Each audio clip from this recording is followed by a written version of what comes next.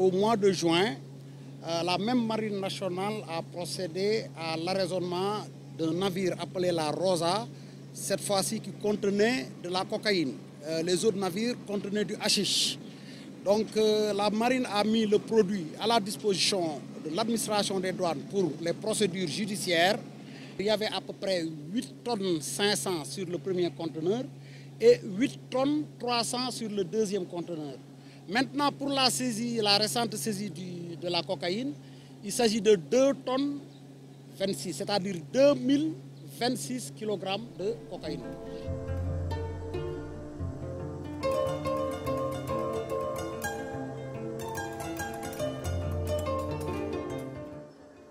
Pour la première saisie, c'était 75 milliards. La deuxième saisie, c'était 75 milliards. Et pour la troisième saisie, c'est 161 milliards et quelques.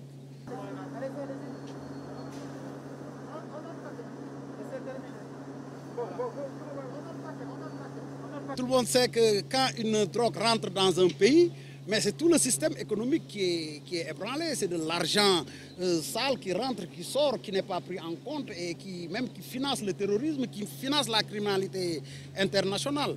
Donc c'est tous les circuits financiers avec l'argent de la drogue, avec l'argent du blanchiment, mais c'est tout un circuit économique qui est perturbé.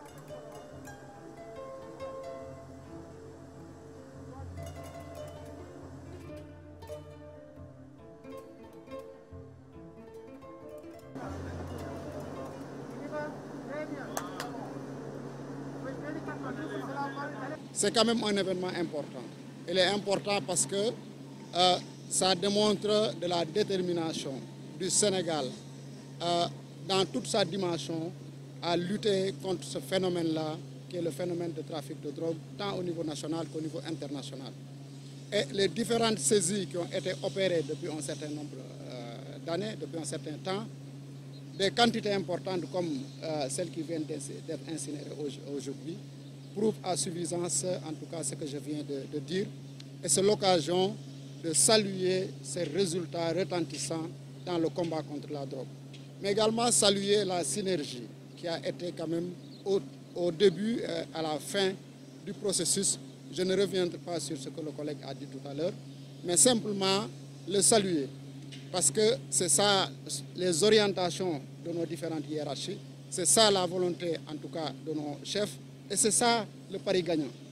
Je pense que le combat contre la drogue, aucune institution, aucune administration, aucune force ne peut le réussir tout seul. J'irai même plus loin pour dire qu'aucun pays ne peut le réussir tout seul. C'est pourquoi nous saluons encore une fois de plus cette synergie, cette collaboration, cette coopération qui existe au niveau national, mais également nous saluons l'ouverture que nous avons vis-à-vis de nos partenaires, tant au niveau régional qu'au niveau international, dans cette œuvre, mais de haute haleine.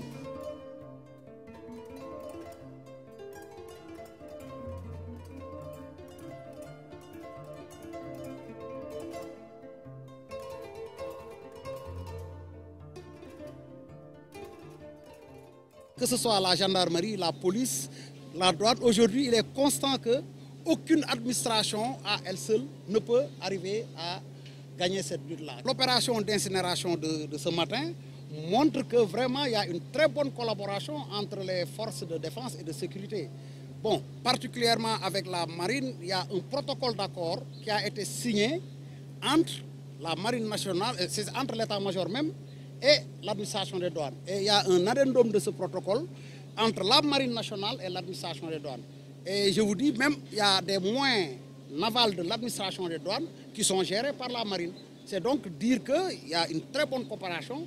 Parfois, dans les sorties de la marine nationale, avec les navires de l'administration des douanes, il y a des douaniers à l'intérieur. Donc c'est ce que nous allons continuer et renforcer pour pouvoir vraiment remplir correctement nos missions.